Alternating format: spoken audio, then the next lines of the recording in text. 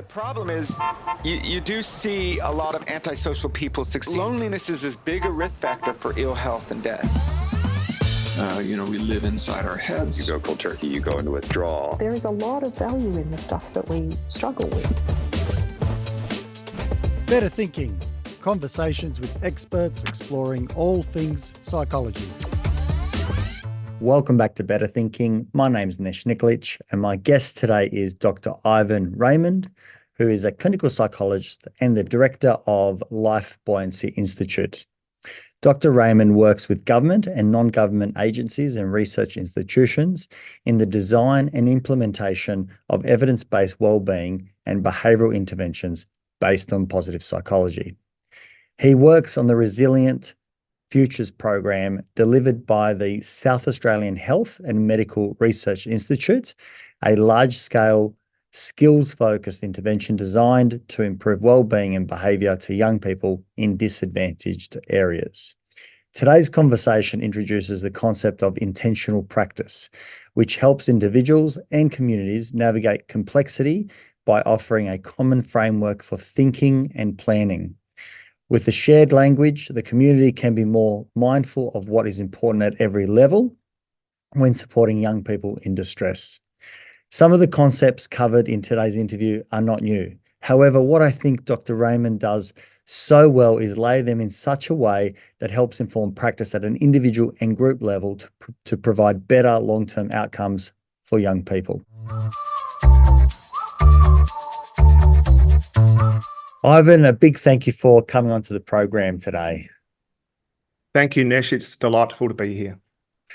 Look, I'm quite excited to be able to spend some time together and really talk about intentional practice and get an understanding around that. This is not a term that I'm particularly familiar with, and I think a lot of people might not have heard that term yet. The idea of intent, I think, when I go back to reflect on my own work, is very high, whether it's how I practice my modality of acceptance and commitment therapy, or even just myself. I'm fairly conscientious, so intent is fairly high in my mind all the time. But really glad to be able to discuss this and find out more about it. So maybe we can start with how you got into this space and then exploring what intentional practice is. Yeah, thank you, Nesh. Look, I've been working in the area of child protection for the last 25 years. So my background is really working with children, young people, families with complex trauma. So my starting point wasn't as a clinician, but was as a mentor. So working in a very practical hands-on role, then that transitioned to working as a youth worker, then as a residential care worker, working with children and young people in group-based care who are living away from their families of origin. Also transitioned to being a wilderness therapy facilitator and eventually a psychologist in the child protection and juvenile justice systems. And through that early work, I really saw the role of how do what we might call care communities, many groups of people work together to be able to meet the trauma-based needs of children and young people. So myself as a psychologist, I might see a child 1 hour every 2 weeks. And for some children and young people with complex trauma, it can take up to, 12 months to develop a therapeutic alliance. However, the care team, the caregivers, the educators, the people around that child's life have day-to-day contact. And what it really struck me is the key role that every supporting adult has in the growth and healing of children and young people with complex trauma. So that really started a journey to think about, well, how do we make a difference in the lives of children and young people and adults as well, but also not do unintentional harm? So, the journey of intentional practice or intentionality really stemmed through that lens. How do we make a difference? How do we not do unintentional harm? And I look back 20 odd years ago and unintentionally I was causing harm.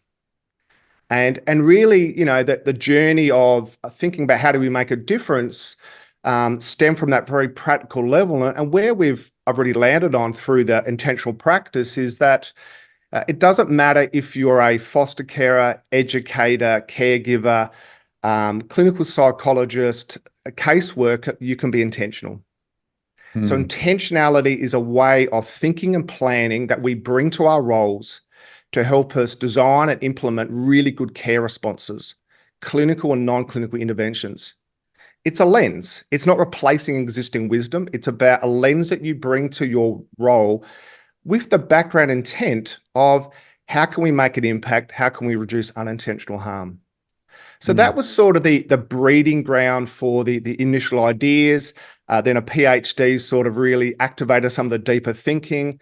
And then through multiple science to practice collaborations and colleagues, intentionality has really, or intentional practice has really consolidated into a science to practice methodology, which is the method that we draw upon at LBI Foundation and across all of my work, across my work at the moment, which at the moment isn't direct clinical work with truly young people. It's about empowering care teams to work in shared intent to be able to meet the needs of particular children and young people with complex needs. It's so fascinating because so much of, at least my clinical brain, when I'm thinking, whether it's with a client in real time or also about the processes that my clinic applies, I'm consistently thinking about this lens of unintentional harm. I use words like inadvertent messages, or where there's friction versus where it's frictionless, or like secondary gains. And just yesterday, I was talking with a colleague about how sometimes even little things like psychologists being called in to create support letters around provisions of doing, for example, an oral presentation can have an avoidance streak, or it could be a supportive letter. And really the angle is very important about that, and educators understanding that is so important. So I can see, we're coming from that similar lens, or at least that's what it sounds like, the importance of understanding why would we be doing something and what the outcomes could be. Because in one situation, providing an ability to, let's say, for example, step up someone's exposure, a student's exposure to doing an oral exam, it could be quite useful and great utility. At another level, we could be teaching an avoidance approach as well, and that's maybe an easy one to look at, and there's much more nuanced versions. But I can see the importance of trying to look at unintentional harm, because clearly that's what all these loving, compassionate people are trying to do, but being aware of there could be harm is important too. Yeah, absolutely. So, intentional practice, if we drill down to the core approach, is really about mindful awareness. It's about bringing awareness to everything you do, which is that very non-judgmental lens to yourself as the practitioner, caregiver, supporting adult, but also the context and also the client, the child, etc. So I would argue if you bring mindful awareness to everything you do, you're less likely to cause unintentional harm, and you're more likely to have an activating or growth effect. The other key feature is about being intentional. And the most simplest way to really unpack that question, and the most easiest starting point, is this. It's just asking a question: what is my intent right now? So it is a very powerful question because it asks you to be in the moment. So what it says is care and support, growth outcomes are delivered in the moment with someone. And when you're really clear on your intent right now, you're in the moment. And then you're in the best position to ask yourself, well, what am I doing here? What's the intent? And you can ask that question as a caregiver. A child's in distress. What's my intent? An educator who walks into the classroom. What's my intent? A clinician or psychologist who's about to meet a client in the waiting room. What's my intent for this session? And it's a key question that grounds your thinking. It doesn't replace any of your existing knowledge, but it just really asks that question. And then we can extend that a little bit further with some other deeper questions. And the question may be, well, what outcomes am I working towards?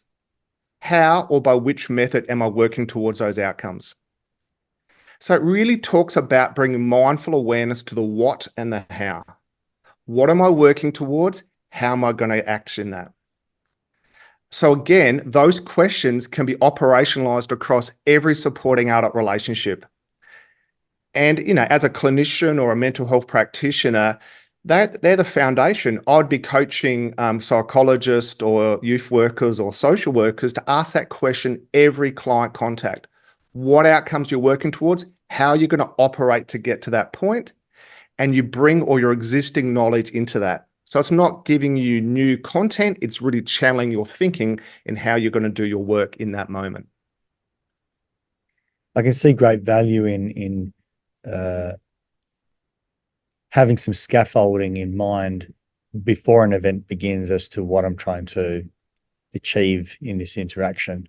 That example that I provided a moment ago, the validity of doing one or the other in terms of the support letter would be crystallized with that question in terms of, are we trying to support this child right now, to overcome X, or could be, for example, to develop a therapeutic alliance, or am I working on something that has a longer term gain?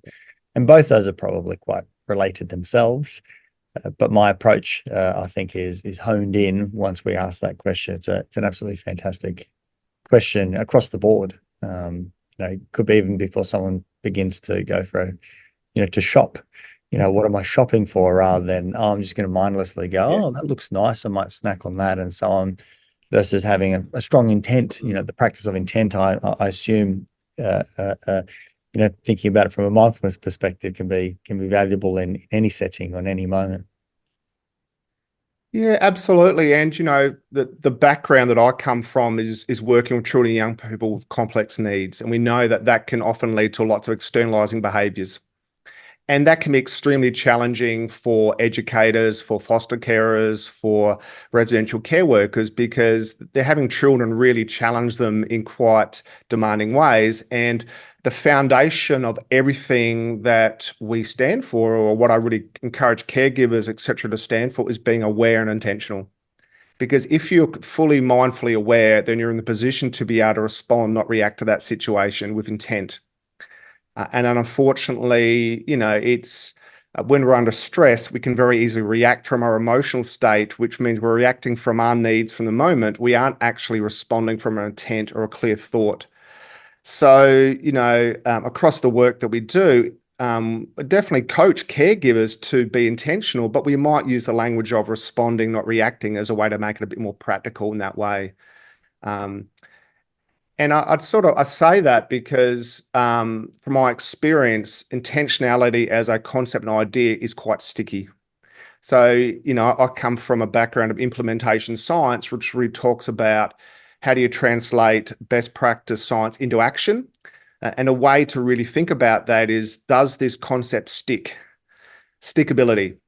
And from my experience, the language of intent can stick quite quickly, meaning it's quite intuitive. People don't feel like they've been preached to. It's something they can play with pretty much straight away.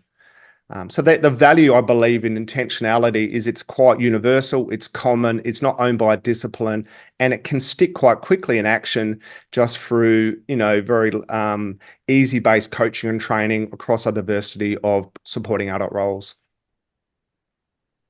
I know that a lot of ACT training, and having been an ACT therapist and trainer in the past, I've used that terminology quite often in training, the stickiness factor, or how sticky something is for a client. And I know that language is also extremely important, and ACT in particular leans on metaphors because they can be sticky. Stories are quite sticky. We tend to kind of remember a story, and there's if I can call it a philosophical approach within ACT that talks about value-based action. If you can be mindful of your values and mindful of cognitive fusion and what you might be avoiding, then you can, I suppose, proceed toward a value with a level of commitment. And all of that could be, discussed in a quick metaphor that can be quite sticky. Is that what you're talking about? Yeah, so sticky really means does this concept that we are talking about, does it stick from a training event to an implementation?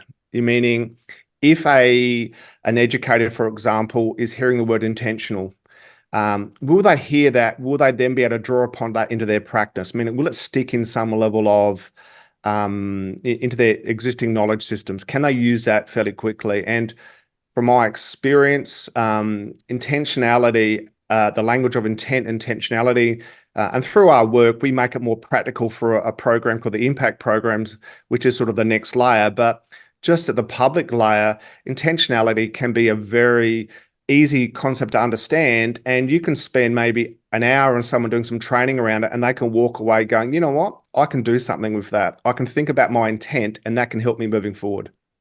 So it can stick quite quickly. It doesn't need to have days and days of training in order to help people understand the language of intent. It can be done very simply and quite quickly.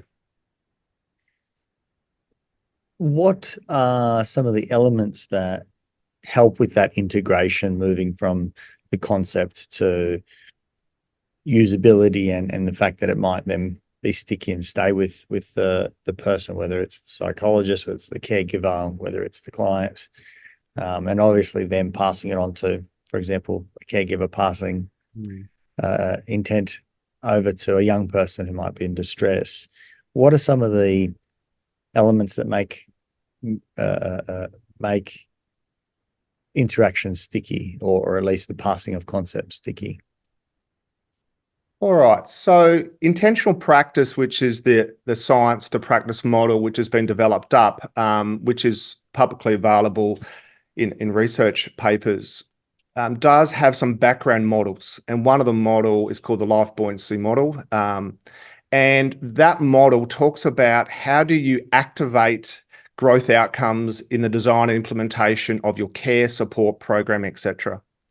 And that model really talks about three key features of how do you activate outcomes, which is really about how do you make stuff sticky.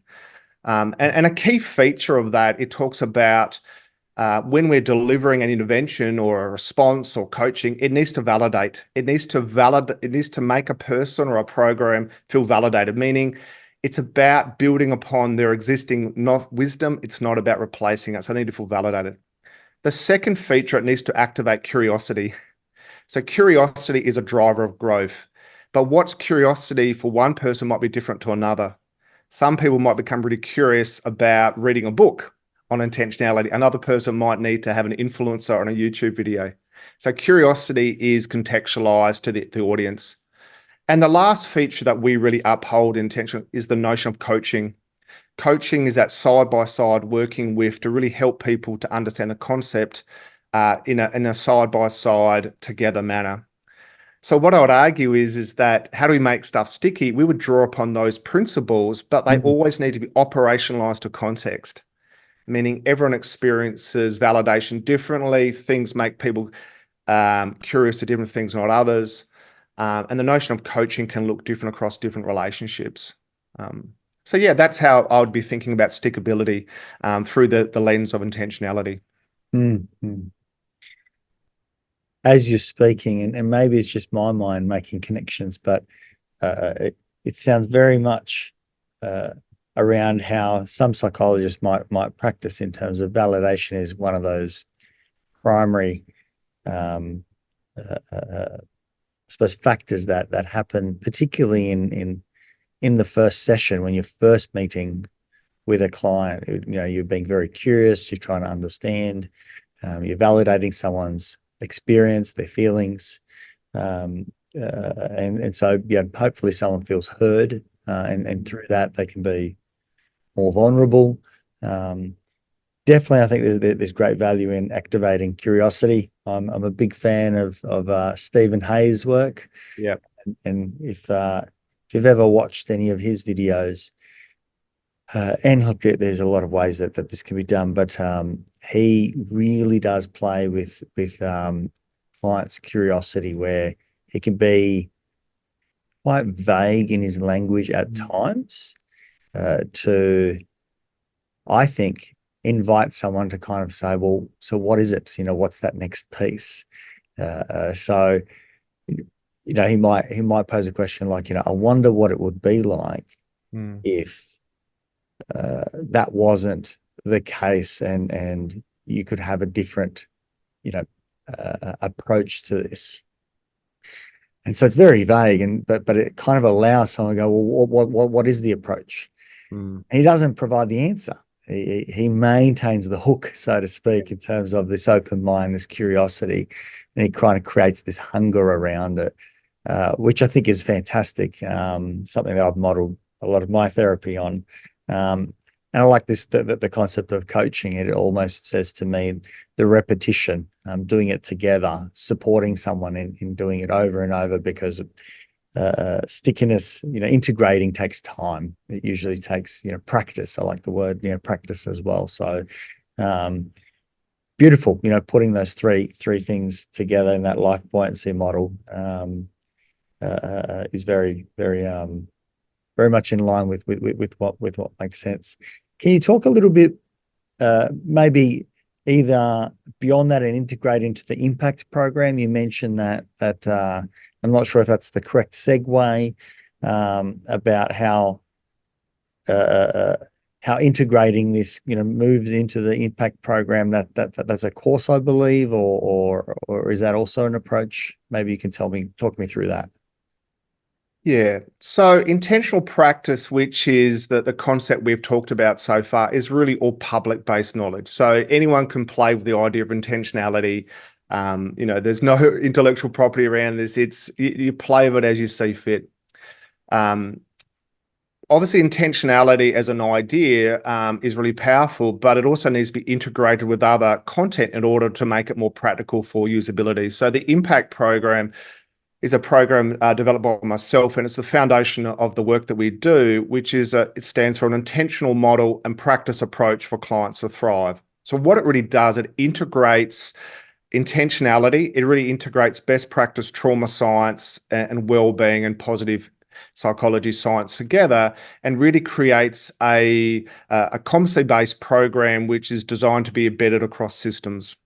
So it offers a shared language, skills, methods, and tools by which the science of wellbeing, trauma, intentionality can be embedded across systems. So it is founded upon intentionality, but it has more stickability elements which allow it to be translated. So across the work that we do in South Australia, we work side by side with many communities. Now, community could be big or small. It could be a care team around a child. It can be a whole school. It can be a whole program. It can be a whole region, meaning a region is actually a region, meaning a whole town. So the language of intent is a common language that underpins how people can sort of work together around complexity. So the view would be this: we would understand across the situations we support, mental health is a really complex, wicked problem, meaning there's no easy answers here. To improve outcomes for children and young people in particular with backgrounds of trauma is a long-term journey where people have to work together in shared intent. So ultimately, we need the whole care community around a child to be really on the same page, similar language, methods, etc. Not that everyone's doing exactly the same strategies, but people have the same intent for what they're doing. Because when it comes to intent, the intent can be similar across a team, but different practitioners might bring different how to how they do that. A clinician might work in one way, an educator different. So the impact program says, how do we work together in shared intent to really build capacity across communities so that wellbeing and trauma responsive practice is a way of thinking and being. It's just not another program on the shelf. It's a way of how we do everything. So yeah, the impact program and intentionality is the way that we operationalize that approach. It sounds wonderful, because I know in clinical practice, something that I've certainly been guilty of in much earlier days, but it was very inviting to do so when seeing clients who are going through, for example, workers' compensation scenarios. They might express how they're having difficulties with their insurer or rehab provider or whatever it might be, or even just the forms that need to be completed. And sometimes as part of the validating the process, somewhat being on their side can actually invalidate the work that the rehab provider is trying to provide, or the insurer.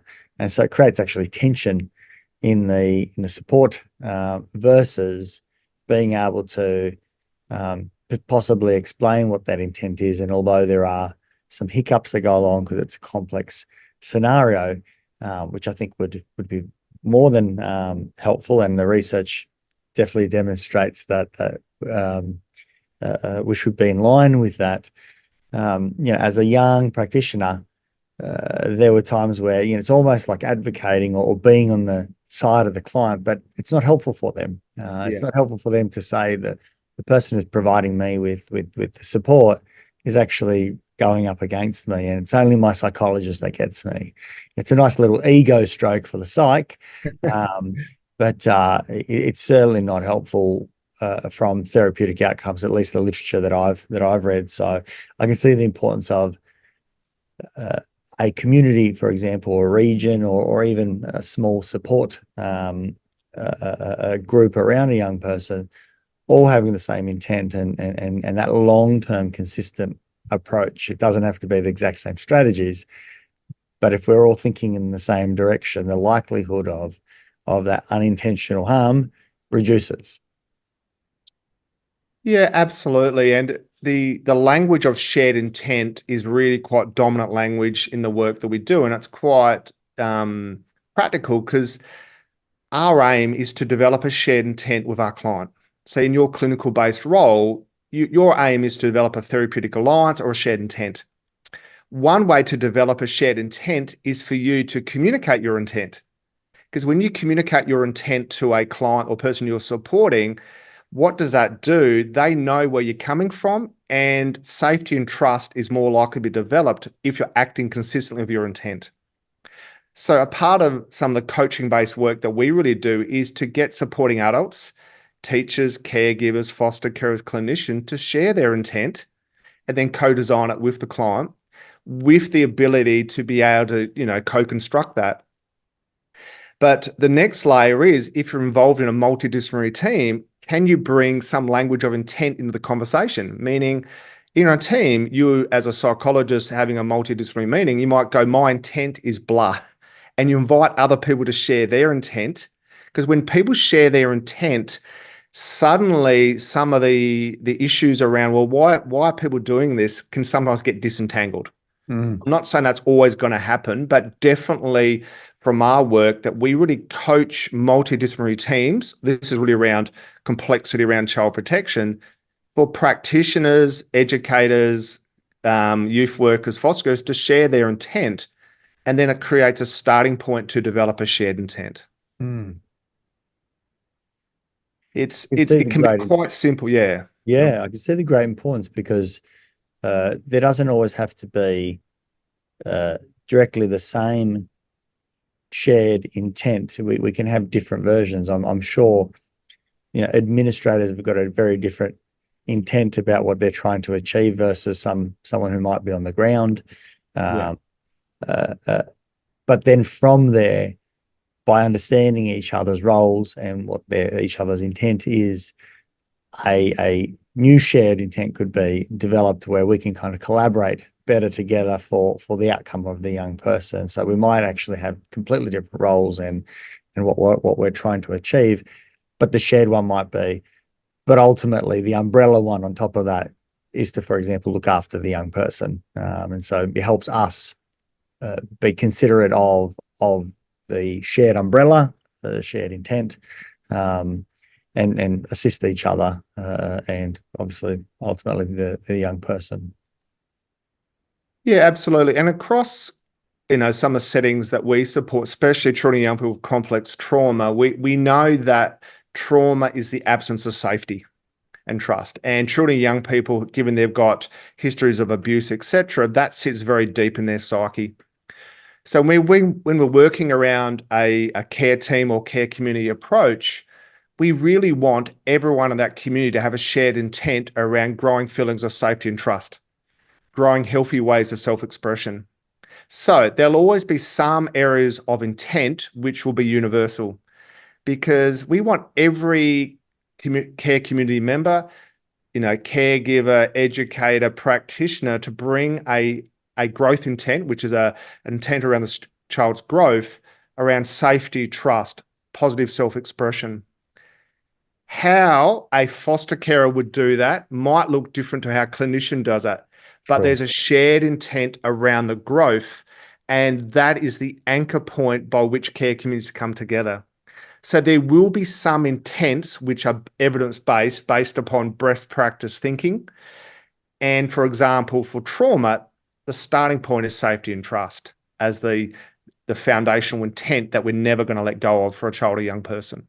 Can you provide some examples how this is complicated still through people trying to be nurturing and compassionate and caring?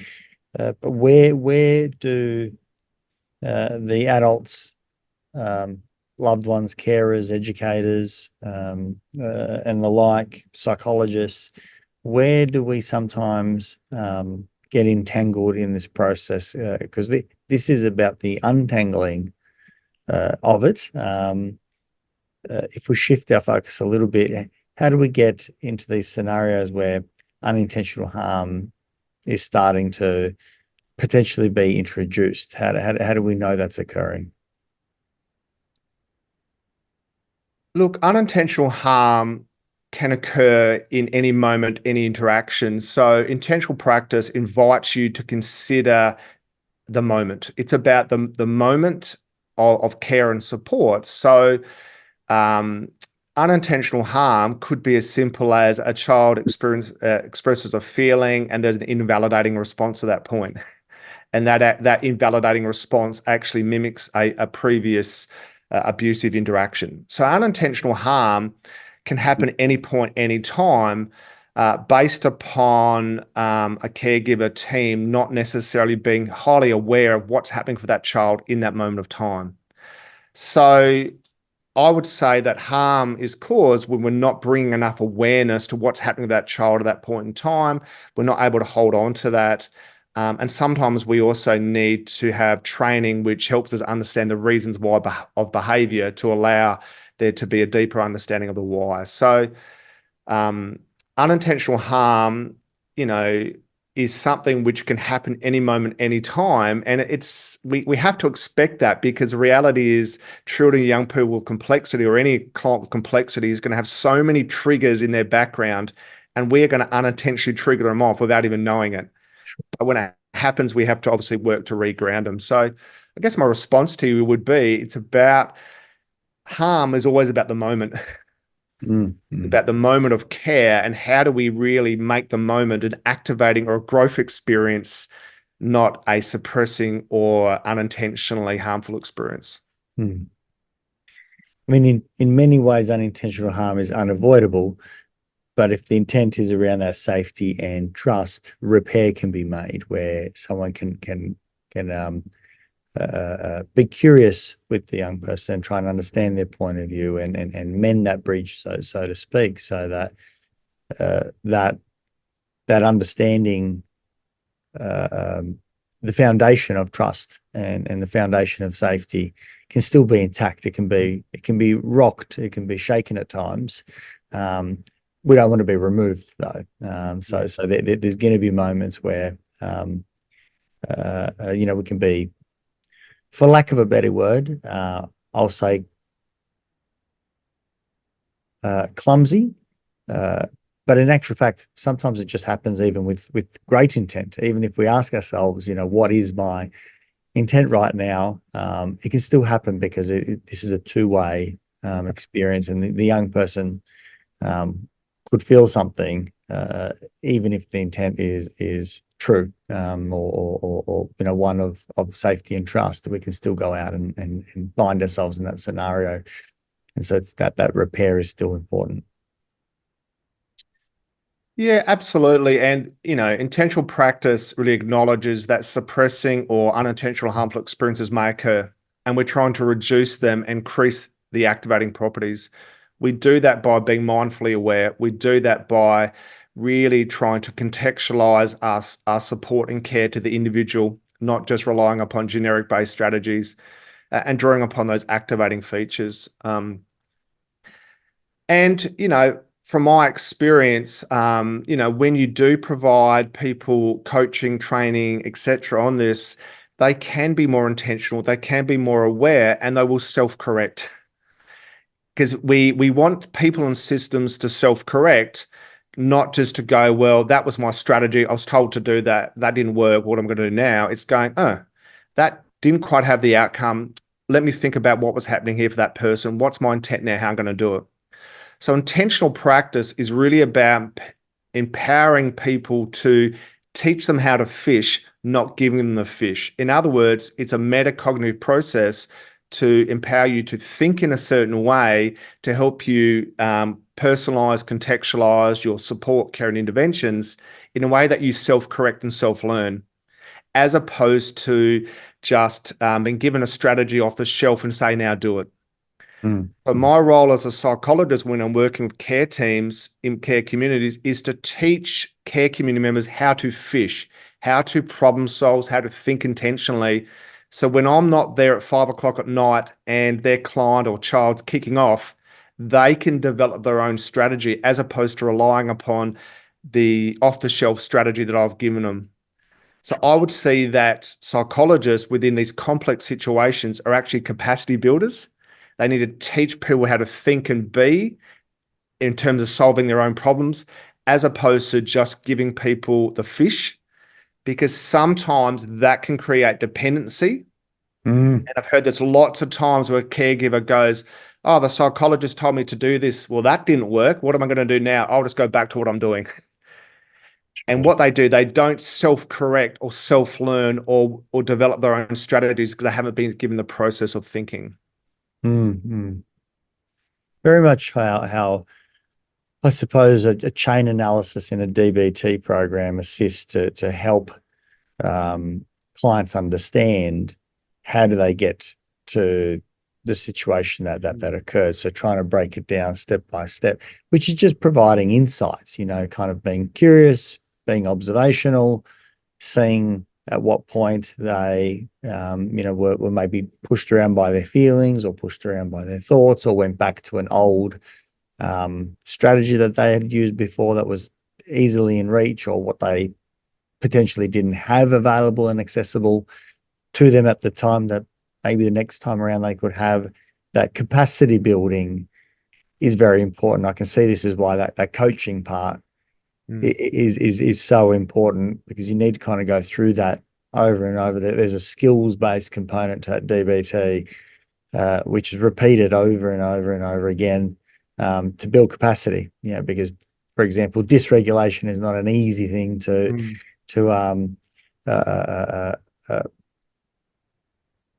correct, so to speak, or to soothe. To soothe is probably a better term.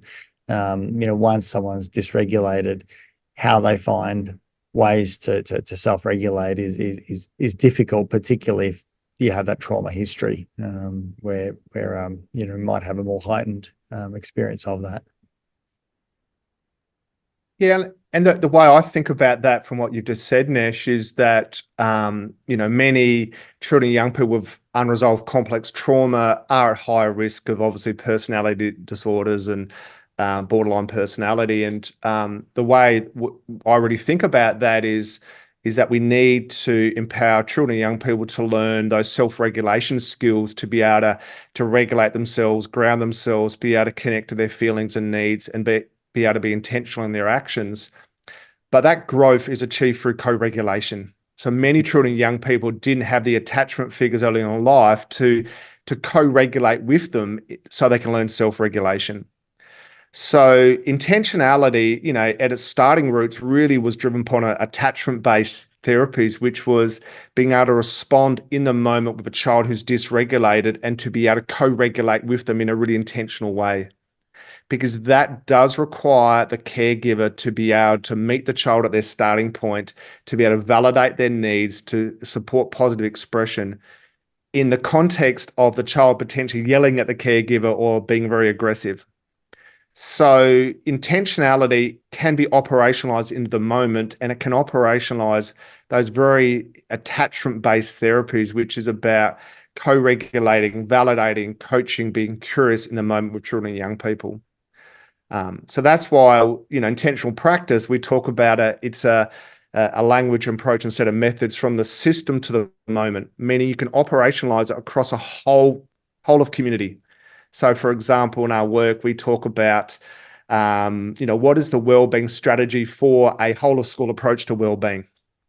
But then you can operationalize it all the way into clinical interventions, social emotional learning, all the way down to moment care, that very attachment-based responsiveness. And intentionality as a language approach and set of methods can span everything. So I share that because when we're working across really complex communities, we're wanting that community to think about intentionality at the system level. What's the intent of our wellbeing strategy? Does everyone in our school have a shared intent for that? What is the intent of that social emotional learning program we're delivering? What's the intent of our behavior management strategy for that child? What's the intent when I walk into the classroom?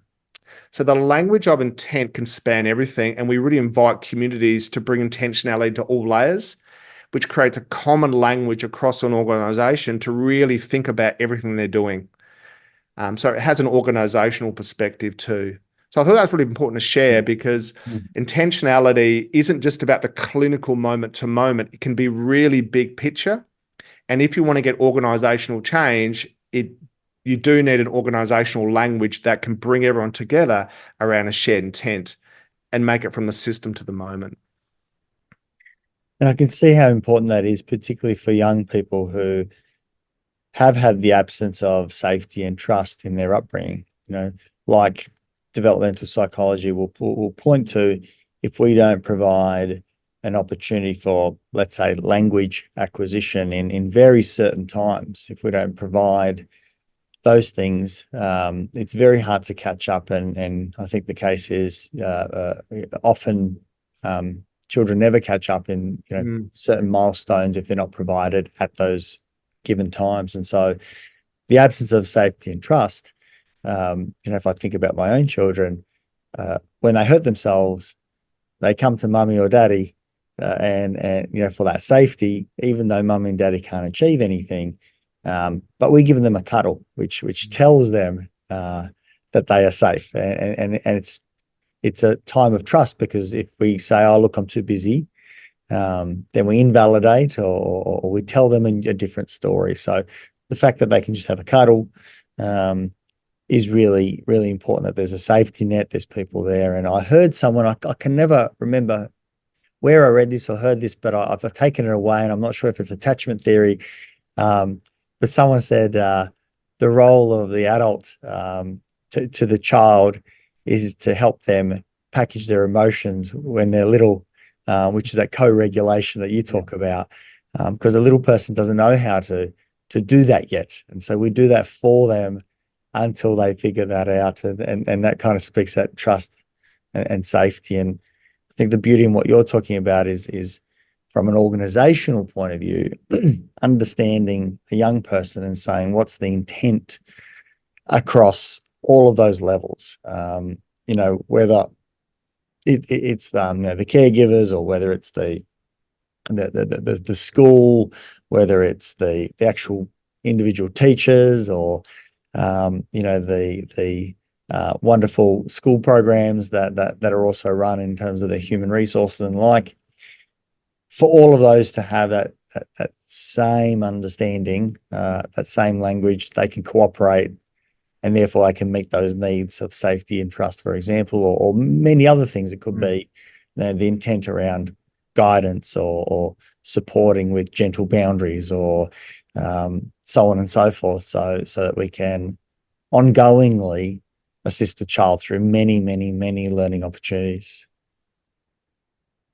Yeah, absolutely. And, you raised the school example here, and the approach that we would stand for, and this is really based upon positive education, that's where we sort of draw from, is that when we look at wellbeing across a school context, it's we really push against that wellbeing is operationalised through just psychologists or pastoral care workers. Some schools will do that. They'll go, our wellbeing program, we've got that wellbeing person over there. If there's an issue, go to that person.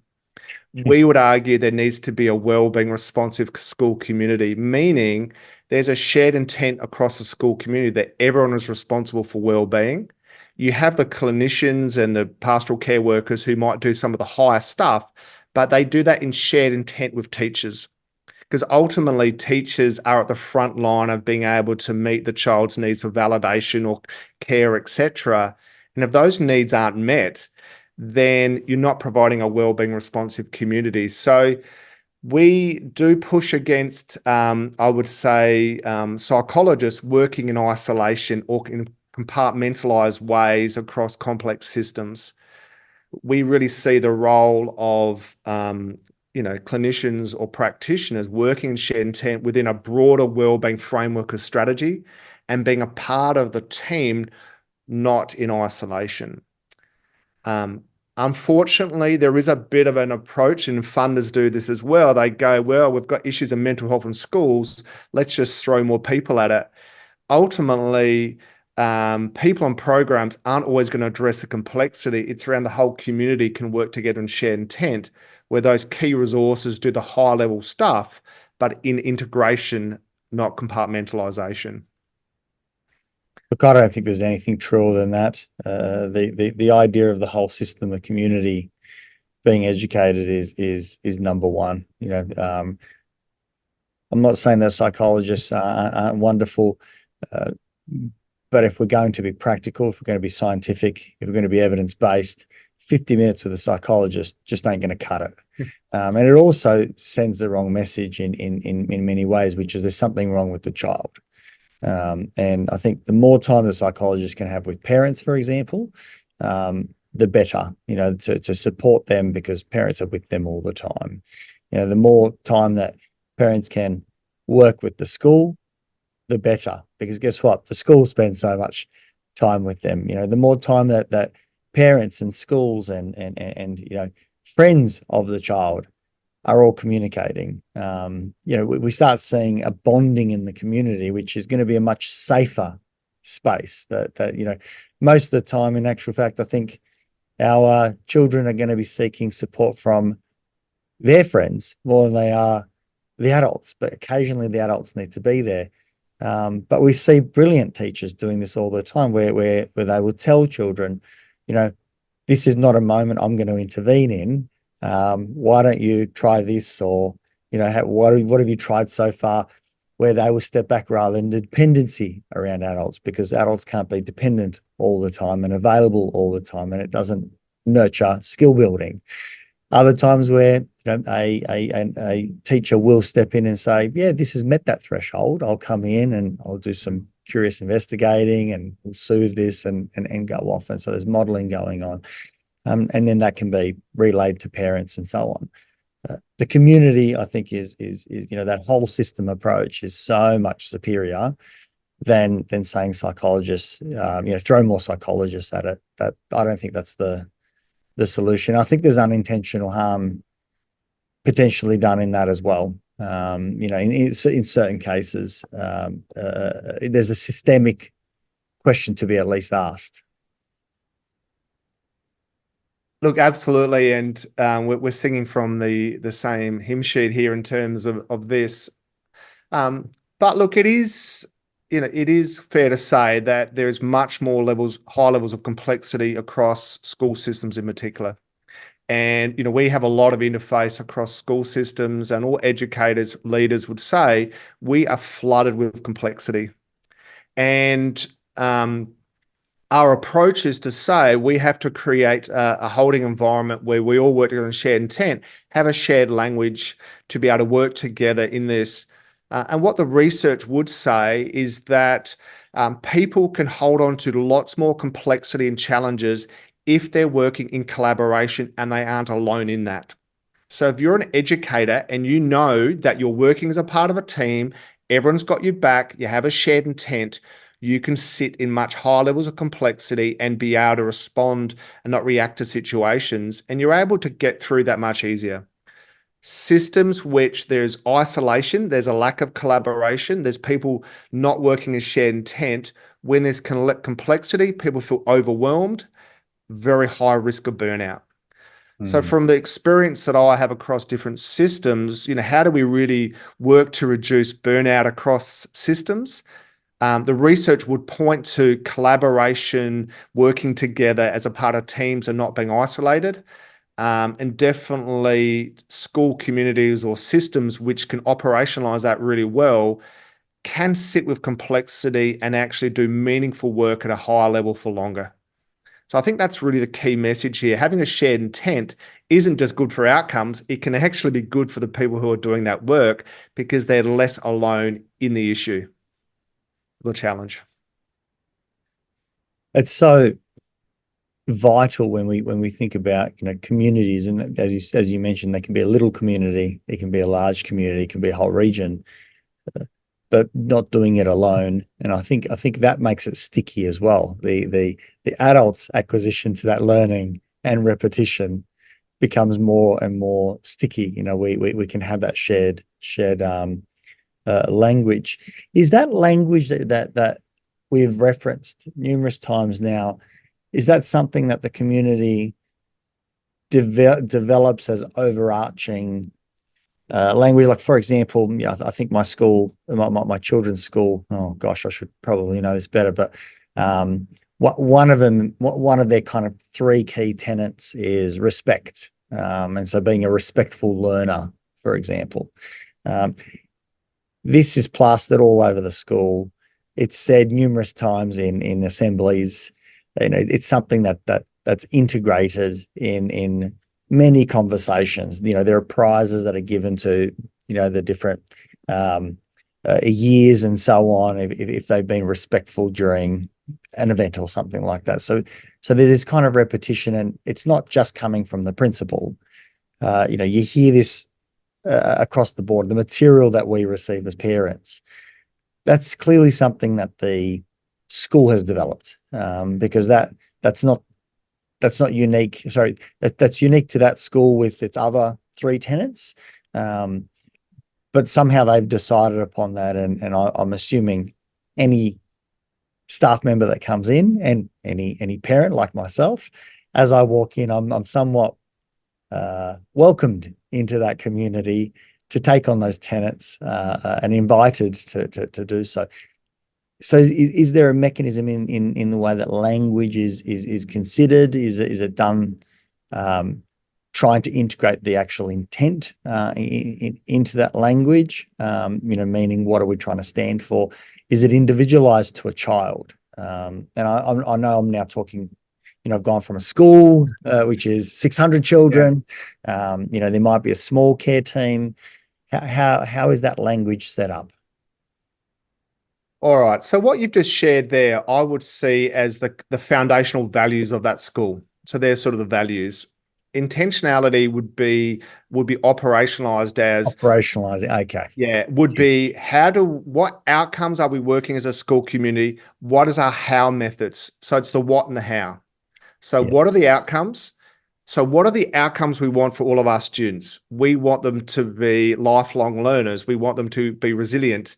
And outcomes would be, from our work, would be long-term, short-term, and medium-term. So we operationalize them across a spectrum. And then we would ask the question, how as a school community are we going to deliver those outcomes at a system level? Now, it might well be one of the how strategies is we have these social emotional learning programs. We might have a pastoral care team integrated doing this. We might have a restorative practice framework. So what you're doing is you're operationalizing your whole of school wellbeing strategy from the what to the how, but at the system level. But then we can also train educators to think about the what and the how at an individual child level. All right, what's important around that child's growth, or what outcomes are we working towards? How we're going to do that. So can you see how those two questions, the what and the how, can be operationalized across a whole school all the way down to individual child? Now, if you're going to do a whole school approach, our view is you need to start at the system level, because you need people to understand, well, what are we working towards, how we're going to deliver that, And ideally, you want to make sure good evidence-based thinking is integrated in the framework. Meaning, we would want ideas like a how should be, teachers who are trained to be safe and connected, or to build safe and connected relationships with students, for example. So you would want to make sure your how is based upon evidence, not just, what you've come up with yourself. Does Yeah. that sort of make sense? Yeah. Operationalizing is so important. In my team, in the practice, I have a thing called coffee catch up. So once a month, I catch up with every team member, and that is all about operationalizing communication. Because that's that opportunity. Most of the time, we just ask each other about family and how life's going, and so on and so forth. But it does provide the opportunity of an open channel. So the communication is so important, and support and being part of a team. So the how is achieved through a coffee catch up, and that means that it can be scheduled in. It's therefore never missed, and having systems in place in a school is kind of really important. It's almost like how a school might have a home group, as an example. That increases great safety and trust, because it gives each child a personal contact that they can meet, and obviously opportunities to do so. So it's just a nice little safety net, plus one adult who can be overlooking their children consistently over X amount of years, and becomes familiar with them. That's a very powerful thing that I didn't have in my school growing up. But when I hear these stories from my wife, who had a different school, I was blown away, because I can see the value of that community is so powerful. And that's that safety. You belong to something. Yeah, and how would we operationalize it? Like, we've done some writing on this, and we would call this a wellbeing responsive community, or wellbeing and trauma responsive community. So we've written a recent paper which was published last year in a health promotion journal, which really talks about a set of outcomes we're wanting to build across a community. And ultimately, it's about that community, which is a school, agency, program, whatever it is, to have the shared language, knowledge, skills, and methods to ultimately be able to respond to the individual needs of all community members. And that could be students, families, educators, but also to work together in shared intent to be able to develop their own solutions at the individual or collective level. Because ultimately, we need to empower communities to empower themselves. We need to empower a community to have their own language and their own methods to be able to unpack complexity, because there is so much complexity there. There is no off-the-shelf strategies which is going to work for all situations. We need communities to self-correct, to self-develop, at the individual child student level, all the way to the system level. So ultimately, we're trying to empower communities to teach them how to fish, so that they can actually solve their own problems. That's a big task. Absolutely. But I would argue that the language of intent can be sticky when it's trained. So it can stick. It does require across communities for that to have a leader investment in that. And it is definitely not a quick intervention.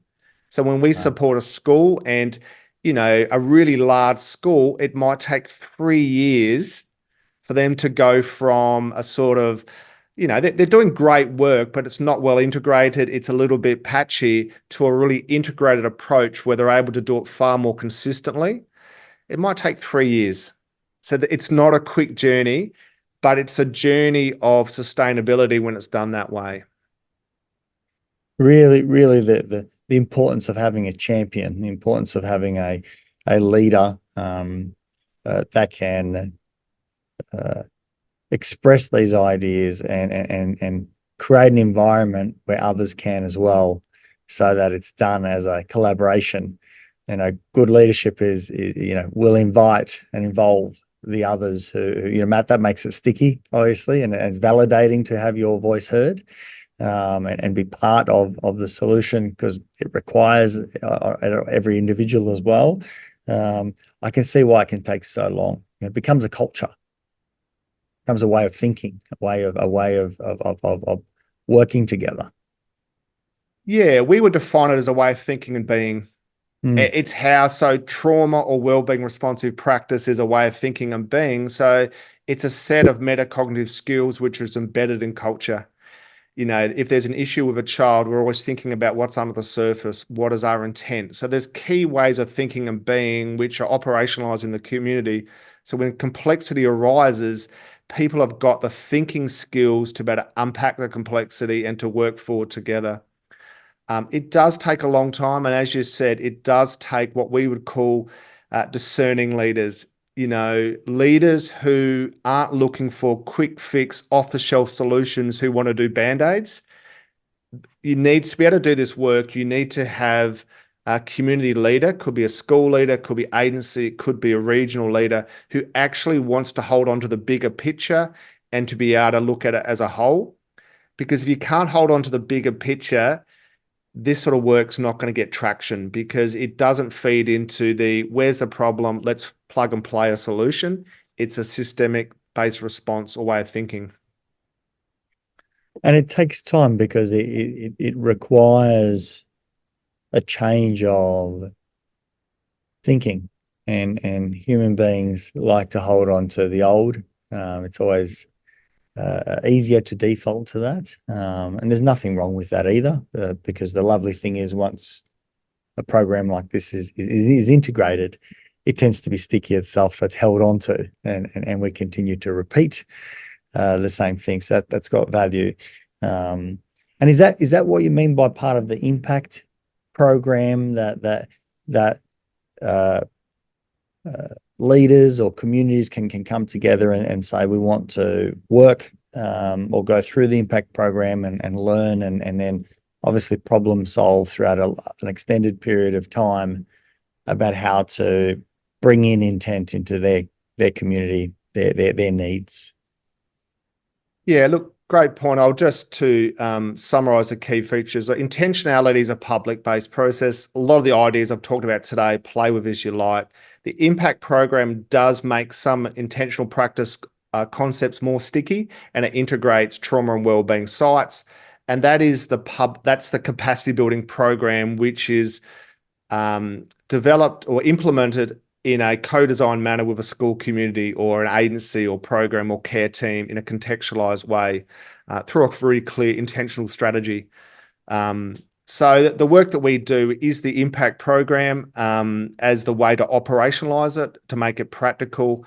But we also do a lot of work, which is just public-based work. What does it mean to be intentional? Which is people can play that in their own ways. So Life Buoyancy Institute Foundation, which is a SA-based not-for-profit, which I've founded with some colleagues here in South Australia, are really focused on how do we build wellbeing and trauma-responsive communities, and we operationalise that work for the impact program. But underpinning that is intentionality as a methodology and way of thinking and being.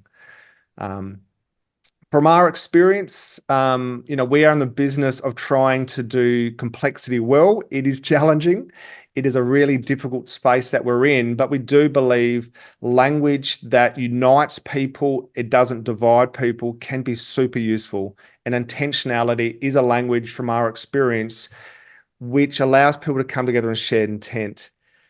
There's very few people who I've met who goes, being intentional was not a good idea. Like it's quite intuitive. Like it's a language that unites people. It's not owned by psychologists or youth workers or medical practitioners. It's universal, and it can create commonality to allow shared solutions. Very pro-social, and the value around that, with the many layers, is that we're all going in the same direction. Maybe on slightly different paths, but we're all still moving in the same, using the same current as our guide. Yeah. Ivan, where can people find out more, whether it's about the formal side of the impact program or read up on this a little bit more? What websites are available if people want to continue this conversation, think about it for themselves, begin the process, in an informal way, through to resources that they can consider. Where to next for listeners? Yeah, look, if people are really interested in the theoretical, the evidence, and the deeper aspects of just being intentional as it sits in a public space, they can go to the website intentionalpractice.org. So that is a public-based website. That's where we solidify all the journal articles. There's some videos. Look, it's work in progress, but it does offer some really good resources around the science. If people are interested in, how do you make this practical in terms of the impact program and capacity building work, I'd encourage you to go to Life Buoyancy Institute Foundation, which is lbi.org.au. There we have a full summary of the work that we do. At the moment, our work is only really focused on working with a community. So we're not offering individual training programs for people who just want to know about it, etc. We are really focused on community as the capacity building vehicle. So we work with a community, big or small. So if you're an individual person who's just interested in the ideas, in the future, we will be having more public-based training, but at the moment, it's all linked to a community. But go to the Intentional Practice website if you just want to play with the ideas of intent. Yeah, wonderful. It's such an important conversation. I wish this was a national conversation where we brought this intentional practice in all aspects of life. And I know that this, I think, is something that most organizations are thinking about, but to have a practical way of discussing this in a shared language, I think, is the glue. It puts it together. It can be easily forgotten because we're all individual. By the time we get our kids ready for the day and send them off to school, and we're racing in to work and so on and so forth, it's so easy to lose our perspective, to lose that state of mindfulness, I suppose, and intent, being deliberate about what we're doing. We just go in and we start our day, and the complexities overwhelm. And I think there's something really nice about a reset, or having these guiding principles that at least can capture us, and invite us back into why we're doing something. And I think it's much more fulfilling, whether it's as parents or whether it's as educators, caregivers, as a part of a care team, a psychologist even. There's such great importance for this to be a conversation. So I thank you so much for your time today and for championing this as well. It's nice to have this type of language put forward, and I'll certainly be using it in my practice. There's many elements that I think I align with so naturally, but I think there is more to be done there in terms of being even more intentional and more collaborative as well, inviting others to be part of that. So yeah, I've certainly got so much out of this conversation. So thank you for your work. I appreciate what you do. And yeah, I wish you all the best as well with rolling this out as much as possible. It's great to hear that you've got some traction. It's important. Yeah, thank you so much, Nesh, and just opening up this conversation. And look, the take-home message I'll leave everyone with is, what is my intent right now? Next time you're faced with complexity, just use that as your grounding point. By being grounded in the moment, being clear on your intent, you're far more likely to move forward on a better pathway. So yeah, thank you so much for the opportunity to have this conversation. Thanks, Ivan.